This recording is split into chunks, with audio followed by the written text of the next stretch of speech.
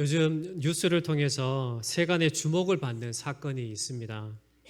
전 펜싱 선수 남현희 씨가 결혼한다고 했던 그 전총조라고 하는 사람의 사기 사건입니다.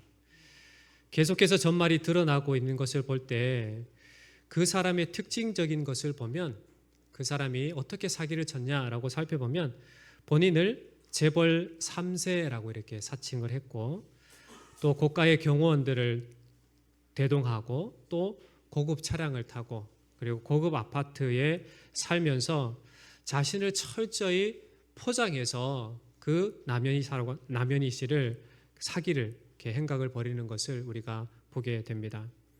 그런데 만약 이 사람이 재벌 3세도 아니고 그리고 경호원도 없고 고급 차량도 없고 고급 아파트에도 살지 않으면서 접근을 했다라고 하면 사기를 칠 가능성이 있었을까요?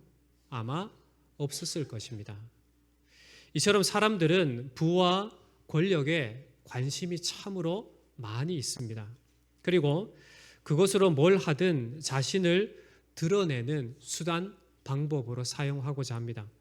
다른 사람과 비해 나는 우월하다라는 것을 자랑하고 그것으로 자기 자신을 평가받고 싶어 합니다. 그래서 남들과 비교해서 자신의 우월함을 드러내고 싶은 것이 세상의 가치고 그리고 인간의 마음이다라고 볼 수가 있습니다.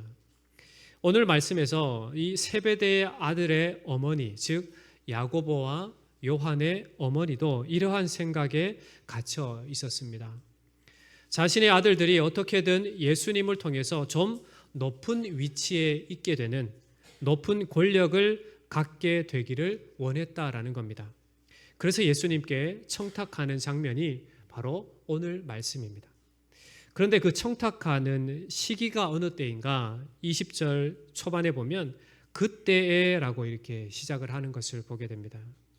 그러면 이 그때라는 시간은 언제인가? 그 시간은 예수님께서 예루살렘에 곧 입성하시게 되면 십자가의 죽음과 부활을 말씀하시는 그 시기를 이야기합니다. 십자가의 고난과 죽음 그리고 3일 만에 부활하신다라고 하는 그 이야기를 한 시점을 바로 그때에라고 표현을 하고 있습니다. 예수님께서는 왜 예루살렘에 입성하게 되는지를 분명하게 제자들에게 미리 말씀을 하셨습니다.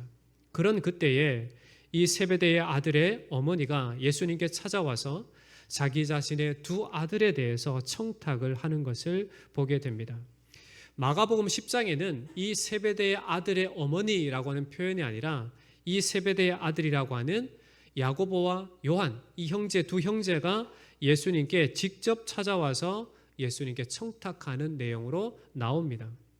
이러한 청탁을 한 때 그 시점이 평소에 가르침이 있는 때가 아니라 예수님께서 예루살렘에 입성을 하시면 죽음이 기다리고 있고 조롱과 채찍질과 십자가의 모진 고통 속에서 죽게 되고 죽은 이후에 부활하리라라고 하는 그 예언의 말씀이 있었던 그 시점이다라는 것을 보면 제자들은 예수님께서 말씀하시는 것을 전혀 이해하지 못하고 있었다라는 것을 보게 됩니다.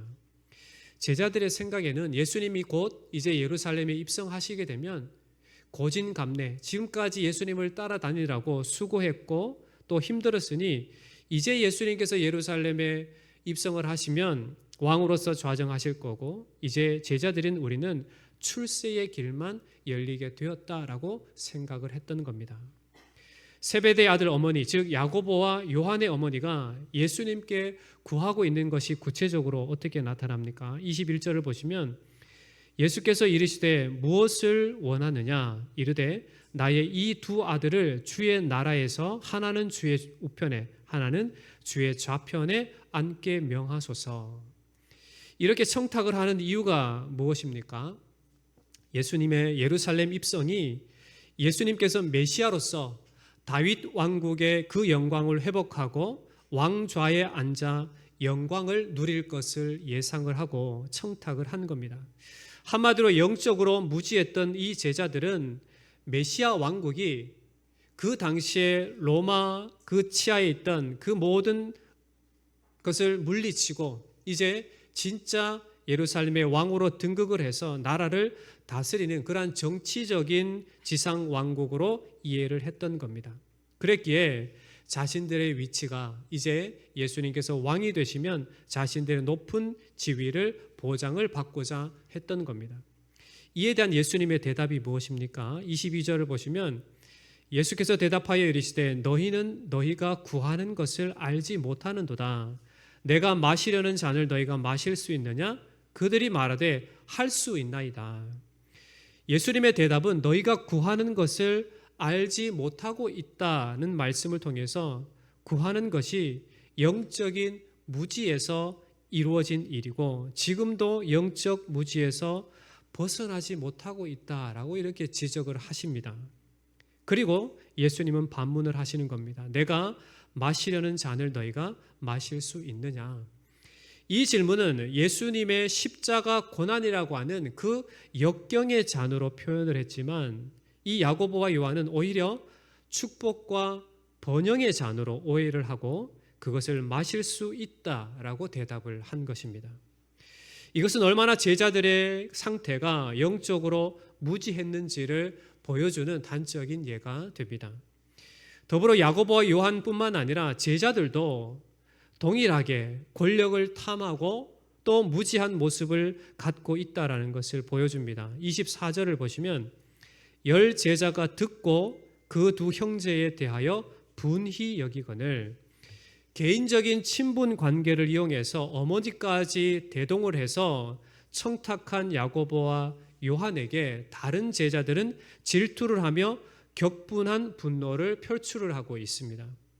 이러한 반응을 보면 나머지 10명의 제자들 역시 야고보와 요한같이 예수님의 메시아 사역의 본질과 십자가의 고난을 통해서 세워지게 되는 하나님 나라의 그 성격을 전혀 알지 못하고 깨닫지 못하고 있었다라는 것을 보여줍니다. 이러한 제자들의 모습을 본 예수님의 심정이 어땠을까요? 공생의 사역의 3년 기간을 다 보내는 이 시점에서 예수님은 분명히 제자들에게 하나님 나라에 대해서 가르치셨고 또 예수님께서 직접 행하신 그 이적들을 경험하게 하셨고 그들로 그리스도의 복음이 전파되도록 하신 그러한 일이 있었습니다. 그럼에도 불구하고 메시아의 이 예루살렘 입성에 대한 부분들을 전혀 깨닫지 못하고 오히려 무지한 행동의 모습을 보여주는 것을 통해서 예수님의 마음은 매우 답답하셨을 것이라 예측할 수가 있습니다.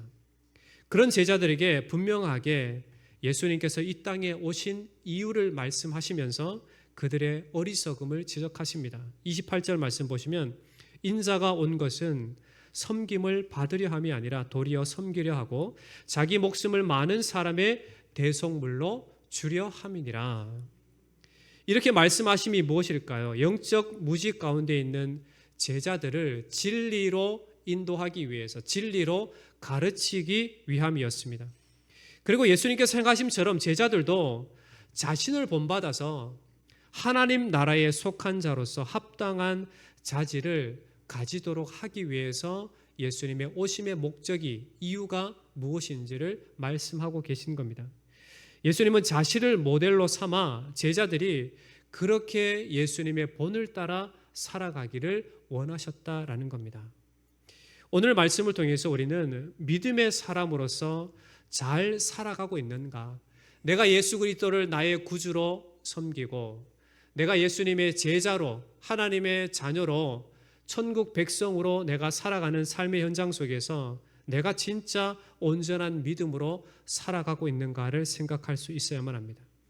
내가 나를 평가하고 판단할 때 어떠한 기준으로 내 인생을 바라보고 살아가고 있는지도 생각해 볼 수 있어야만 됩니다. 나는 나의 인생의 기준을 이 야고보와 요한과 같이 세상의 가치의 판단에 따라서 평가하고 있지 않는가? 아니면 반대로 예수님께서 이 땅에 오셔서 본을 보이신 대로 나는 지금 현재 주님을 온전히 섬기고 따라 살아가고 있는가를 우리는 분명하게 구분할 수 있어야만 됩니다. 우리가 삶을 살아가면서 반드시 기억해야 할 것은 내 인생의 평가의 기준은 세상이 아니라 하나님께서 나의 인생의 평가의 기준이 되신다라는 사실입니다. 하나님 앞에서의 나, 주님 앞에서의 나는 어떠한 자인가를 분명하게 우리는 기억할 수 있어야만 됩니다. 세상의 평가가 아무리 좋다 하여도 하나님이 평가하실 때에 아니라 라고 하면 그 인생은 아닌 인생이 됩니다. 반면 세상의 가치와 다르게 살고 세상 속에서 주고자 하는 그 기준에 미달되고 그 세상을 역행해서 살아가서 세상 사람들 보기에는 아닌 인생이지만 그럼에도 하나님께서 그를 칭찬하시는 인생이라면 그 인생은 되는 인생이 된다라는 겁니다. 요즘 새벽에 계속 구약의 열왕기서를 살펴보고 있는데 이 열 왕들에 대한 내용을 살펴보면 특징적인 것이 있습니다. 그들이 여호와 보시기에 정직히 행했느냐 아니냐에 따라서 그 왕이 하나님께서 택하시고 하나님 앞에 선한 왕인지 하나님 앞에 악한 왕인지에 대한 부분들을 구분하는 기준점이 됩니다. 그러면 왜 여호와 보시기에 평가 기준이 되는 걸까요? 그것은 역대 왕들은 하나님께서 다스리시는 그 나라의 대리자로서 왕으로 세움을 받았고 그 왕은 하나님의 통치 방식대로 나라를 다스려 가야만 했던 겁니다. 그러기에 철저히 그들에 대한 평가는 하나님이 보실 때에 하나님의 말씀대로 행하느냐 하지 않느냐에 따라서 여호와 보시기에 정직히 행한 왕인지 정직하게 행하지 않은 왕인지로 평가가 되는 것을 보게 됩니다. 오늘 말씀은 하나님의 은혜 아래 살아가는 우리의 존재가 무엇인지 우리의 정체성이 무엇인지를 분명하게 말해주고 그리고 그러한 하나님의 자녀로서의 정체성을 가진 자의 삶의 모습이 어떠해야 되는지를 분명하게 말씀하시는 내용이 됩니다.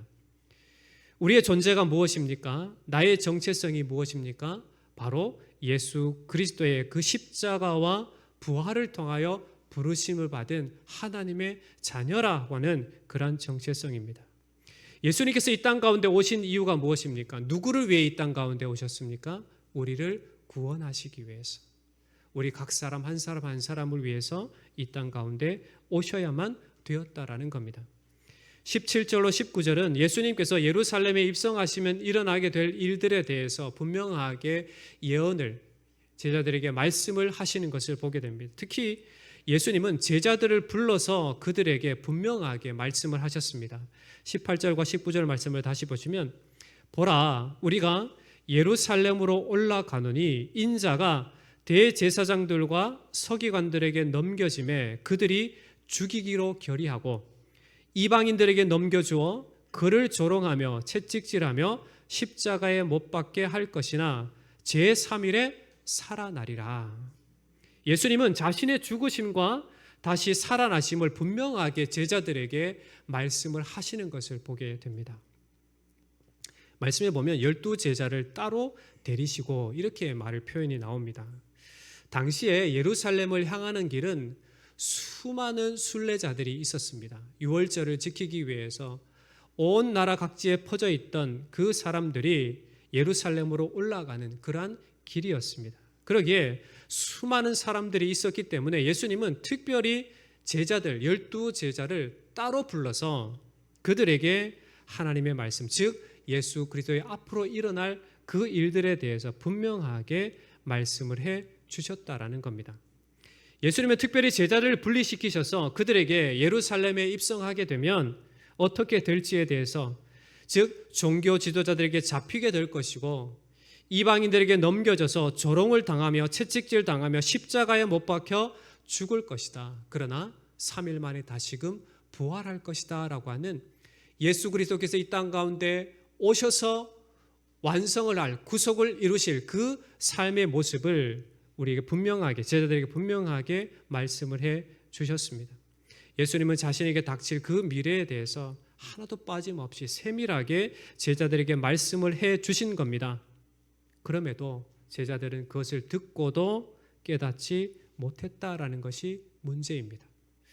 오늘날 계시된 이 말씀은 우리에게 예수 그리스도께서 누구이신가, 예수 그리스도께서 왜 이 땅 가운데 성육신 하셨는가에 대한 부분들을 명확하게 말씀을 하십니다.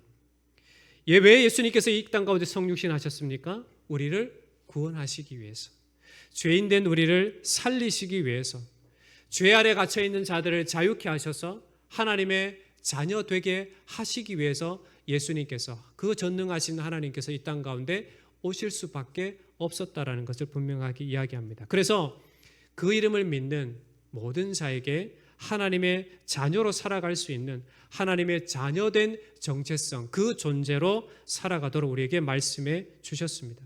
그러므로 우리는 십자가의 고난과 죽으심 그리고 부활이라고 하는 이 놀라운 사건을 대면하면서 무지했던 제자들과는 달리 분명한 믿음을 갖고 살아갈 수 있어야만 됩니다. 우리가 살아가는 모든 삶의 현장이 바로 십자가 은혜로 살아가는 그러한 삶이다라는 것을 우리는 고백할 수 있어야 된다라는 겁니다. 더 이상 죄 아래 갇혀 죄의 노예로, 죄의 종으로 사는 인생이 아니라 그리스도의 십자가와 부활을 통해서 우리는 이제 하나님 나라의 백성으로, 하나님 나라의 자녀로, 그리스도의 제자로, 그리스도의 일꾼으로, 그리스도의 사명자로 부르심을 받아서 살아가는 자이다라는 그러한 정체성을 잊지 말아야 된다라는 겁니다. 세상은 돈과 권력에 의해서 이끌려 사는 존재로 만들어 갑니다. 그러나 하나님의 은혜 아래 살아가는 사람은 바로 하나님의 구원의 은총 아래, 하나님의 뜻 가운데, 하나님의 부르심 가운데 살아가는 자입니다. 세상의 기준과 가치로 나를 판단하는 것이 아니라 이제는 하나님의 은혜로 부르심을 받았기 때문에 하나님의 은혜의 가치로 나를 판단하고, 내가 곧 하나님의 자녀요, 하나님의 백성이요, 천국 시민이라고 하는 그 사실을 알고 그 믿음으로 살아갈 수 있어야 된다라는 겁니다. 우리를 위해 이 땅 가운데 오시고 나의 죄를 위해 죽으시고 다시금 부활하신 주님을 믿음으로 하나님 나라의 백성된 존재라고 하는 이 사실을 알고 그 믿음 가운데 살아가시기를 주의 이름으로 축원합니다. 그렇다면 나의 존재가 하나님의 자녀라고 하는, 구원의 은혜를 받은 자라고 하는 그러한 존재의 정체성을 갖고 살아가는 사람이라면 우리의 삶의 모습은 어떠해야 되는가에 대한 부분들을 두 가지로 살펴볼 수가 있습니다. 첫 번째로 우리가 하나님의 자녀라고 하는 그 존재로 살아갈 때에 갖추어야 할 모습이 뭔가? 그것은 섬기는 자와 종이 되는 것입니다. 26절과 27절 말씀을 다시 보시면, 너희 중에는 그렇지 않아야 하나니 너희 중에 누구든지 크고자 하는 자는 너희를 섬기는 자가 되고, 너희 중에 누구든지 으뜸이 되고자 하는 자는 너희의 종이 되어야 하리라. 제자들은 서로 높은 자리를 차지하기 위해서 혈안이 되어 있었습니다. 야고보와 요한은 어머니를 통해서 예수님께 청탁까지 하게 되고, 다른 제자들은 이것을 시기하고 질투하며 신경전을 벌이기까지 했습니다. 그런 제자들에게 예수님은 인생의 해답을 말씀하시는데, 섬기는 자와 종이 되라, 이렇게 말씀을 하시는 겁니다. 크고자 하는 자, 으뜸되고자 하는 자는 예수님의 뜻과는 전혀 상관이 없는 철저히 세상적 가치에 속한 자의 모습입니다. 예수님의 제자들은 어떠한 자로 부르심을 받은 자들입니까? 세상의 가치와는 구별된 예수님의 제자로 부르심을 받았습니다. 세상의 가치로 사는 인생이 아니라 하나님 나라의 가치로 사는 인생으로 부르심을 받은 자들입니다. 그러기에 예수님은 그들이 어떠한 사람이 되어야 하는지를 말씀해 주고 계십니다. 크고자 하는 자, 으뜸이 되고자 하는 자가 아니라 섬기는 자, 종이 되라, 이렇게 말씀을 하시는 겁니다. 이것이 하나님 나라의 방식이요 예수 그리스도의 제자로서의 모습이다라는 것을 우리에게 말씀해 주고 있습니다. 여러분은 어떻습니까? 우리가 예수님을 믿는 믿음의 사람으로 천국 백성으로 살아가고 있는데, 여러분 크고자 하는 자입니까? 으뜸이 되고자 하는 자입니까? 아니면 섬기는 자, 종으로서 살아가고 있습니까? 우리는 하나님의 은혜로 구원함을 받은 자이기 때문에 이제는 더 이상 세상의 가치 아래 살아가는 자가 아니라 하나님 나라의 방식으로 살아가는 자로 부르심을 받았습니다. 오늘 분명히 예수님께서 말씀하시는 것은 하나님 나라의 방식은 크고자 하는 자, 으뜸이 되고자 하는 자의 삶이 아니라고 말씀하십니다. 하나님의 은혜로 부르심을 받은 하나님 백성으로서의, 하나님의 자녀로서의 존재는 어떠한 삶을 살아가야 되는가? 섬기는 자, 종으로 살아야 된다라고 말씀을 하고 있습니다. 이러한 예수님의 가르침은 당시뿐만 아니라 이 시대를 살아가는 우리에게도 동일하게 적용되는 말씀인 것입니다. 우리는 더 이상 으뜸이 되고자 하는 것이 아니라, 최고가 되고자 하는 것이 아니라 섬기고 사랑하는, 즉 하나님 나라의 본질인 사랑과 겸손의 섬김의 삶을 살아가는 자임을 여러분 기억하시고 그렇게 살아가시기를 축원합니다. 부르심을 따라 여러분이 어떠한 사람이 되고 어떠한 위치에 있게 되며 어떠한 일을 해도 하나님 나라의 본질을 놓치지 않고 예수님께서 우리에게 본을 보이신 대로 그렇게 살아가시기를 주의 이름으로 축원합니다. 두 번째로 주님의 전적인 구원의 은혜로 사는 자는 그리스도의 본을 따르라 라고 말씀을 하고 있습니다. 28절 말씀을 다시 보시면 인자가 온 것은 섬김을 받으려 함이 아니라 도리어 섬기려 하고 자기 목숨을 많은 사람의 대속물로 주려 함이니라 이렇게 말씀하십니다. 예수님께서 이 땅에 오신 목적은 세상의 통치자처럼 섬김을 받기 위해서 온 것이 아니라고 말씀을 하십니다.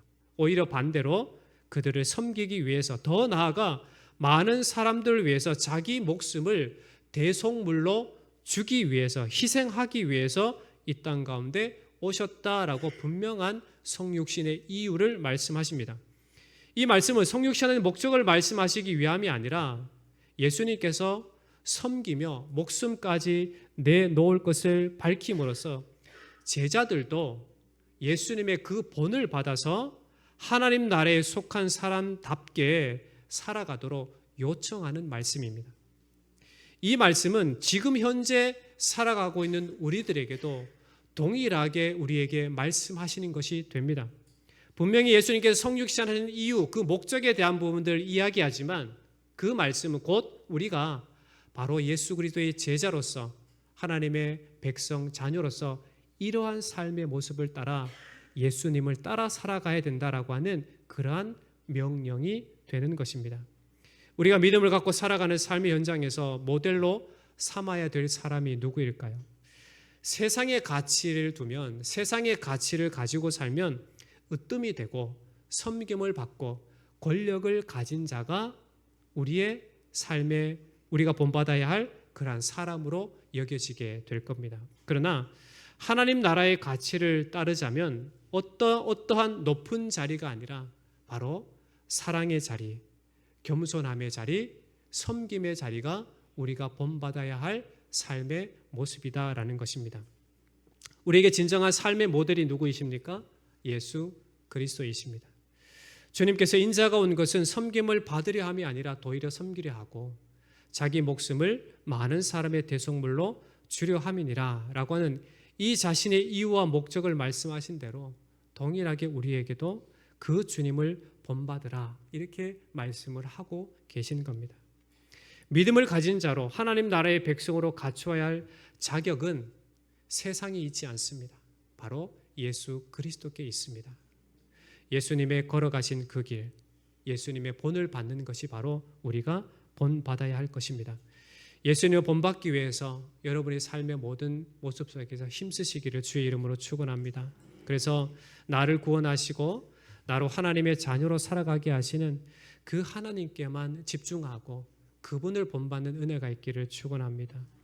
비록 세상 속에서 우리가 살아갑니다. 그러나 세상 가치에 자꾸 눈을 돌리지 말고 우리를 구원하신 그 예수님께 집중을 해서 내가 어떠한 위치에 있든지, 높은 자리에 있든지, 어떠한 세상의 권력을 가졌든지, 어떠한 부함을 가졌든지, 어떠한 자리에 있든지, 무슨 일을 하든지 그 자리에서 예수님을 닮아가기에 힘쓰는 그러한 인생이 되시기를, 그래서 천국 백성다운 사랑과 겸손과 섬김의 삶이 저와 여러분들의 삶의 현장 가운데 있기를 주의 이름으로 축원합니다. 신약의 사도 바울은 빌립보서 3장 9절에 이렇게 고백합니다. 그 안에서 즉 예수 그리스도 안에서 자기 자신이 발견되려 합니다. 이렇게 고백하는 것을 보게 됩니다. 바울은 평생 주님 안에서 발견되기 위해서 그렇게 살아간 사람입니다. 만약 세상 속에서 드러나고 발견되기 위해서 살았다면 자신의 훌륭한 이력들, 세상의 가치로 볼 때는 최고의 교육을 받은 자기의 타고난 그러한 부분들을 자랑했을 겁니다. 그러나 사도 바울은 그것을 모두 배설물로 여기고 오직 예수 그리스도 안에 자기 자신이 발견되기를 위해서 힘써 달려갔던 삶의 모습을 보여줍니다. 우리가 어떠해야 될까요? 우리도 동일하게 우리의 삶의 현장 속에서 예수님만 발견되게 하기 위해서 내 안에 거하시는 성령을 쫓아 그렇게 천국 백성다운 삶의 모습을 갖추기 위해서 갖추고 또 갖추기 위해서 끊임없이 달려가는 삶을 살아가야 될 줄 믿습니다. 왜 그렇게 살아가야 될까요? 하나님이 우리를 그렇게 부르셨기 때문에 그렇습니다.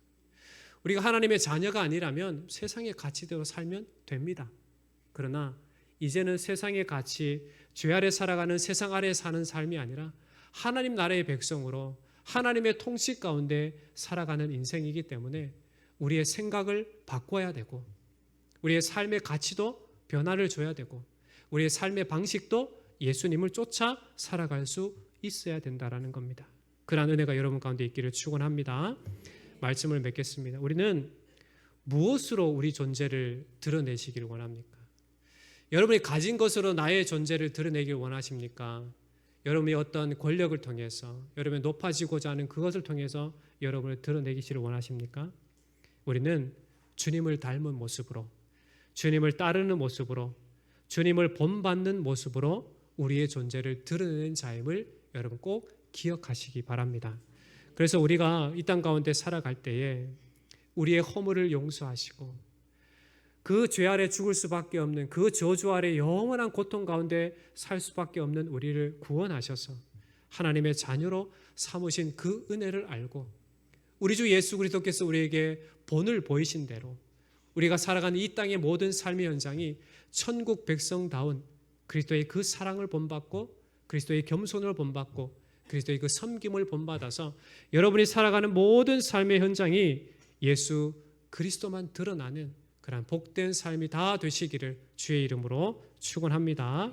아멘. 이 시간도 함께 기도했으면 좋겠습니다. 하나님, 참으로 연약하고 부족한 인생을 불러주시고 주의 은혜 가운데 살아가게 하신 하나님, 우리가 하나님의 놀라우신 은혜로 구원함을 받았기에 이제는 더 이상 세상 방식으로 사는 것이 아니라 천국 백성, 천국의 참으로 시민다운 하나님의 자녀다운 그리스도를 사랑하는 그 사랑과 온전한 섬김과 믿음으로 오직 겸손함으로 그리스도를 본받는 삶으로 우리에게 주어진 모든 이 땅의 삶을 살아가는 귀한 인생이 되게 해달라고 우리 주여 한번 부르짖고 기도하겠습니다. 기도합니다.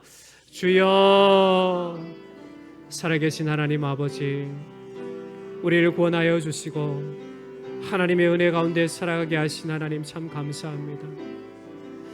그런데 하나님, 우리가 인생을 살아가면서 하나님 우리에게 베푸신 구원의 은혜를 망각하고 세상의 기준과 세상의 가치에 따라서 하나님이 원하시지 않는 삶의 모습을 살아가고 있지 않는지, 세상의 가치를 인하여 나의 존재를 드러내고자 하는 교만함이 우리 가운데 있지 않는지 하나님 살펴보게 하시고 철저히 회개하고 돌이키는 인생이 되게 하시며 오직 예수 안에 나의 존재를 찾고 오직 하나님의 은혜로 부르심을 받았고 하나님의 긍휼하심의 그 사랑으로 살아가는 자임을 알고 늘 하나님의 방식대로 천국 시민다운 천국 백성다운 그 삶의 방식으로 사랑하고 섬기며 겸손함으로 살아가는 오직 예수님을 닮은 그러한 삶의 모습으로 살아가는 저희들 되게 역사해 주시옵소서. 우리는 연약합니다. 그러나 강함이신 주님께서 우리와 함께 하시고 우리에게 생명의 말씀을 말씀해 주셨사오니 아버지, 예수 그리스도께서 이 땅 가운데 오실 수밖에 없는 이유를 알고 그렇게 부르심을 받은 자임을 알고 하나님 우리에게 말씀하여 주신 대로 오직 섬기며 그리스도의 본을 받고 사랑으로 온전한 믿음으로 오직 주의 영광 위에 살아가는 저희들 될 수 있도록 하나님 역사해 주시옵소서. 거룩하신 하나님 아버지, 우리 자신의 존재가 오직 하나님 은혜 아래서 발견되는 인생이 되게 하여 주시옵소서. 그래서 예수 그리스도로 말미암아 구원함을 받은 하나님의 자녀로서의 정체성을 갖고 우리가 그 믿음 가운데 살아가는 자로 어떠한 삶을 살아가야 하는지를 알고 오직 천국 백성다운 하나님 나라의 방식으로 그리스도의 사랑으로 겸손함으로 섬김으로 하나님 살아가는 자가 되게 하여 주시옵소서. 오직 예수님만을 우리가 본받고 예수님 말씀하여 주시고 예수님 보여주신 대로 순종하며 그 말씀 묵묵히 따라 힘써 살아가는 복된 인생들이 다 되게 인도하여 주옵소서. 살아계신 예수님의 이름으로 간절히 기도하옵나이다. 아멘.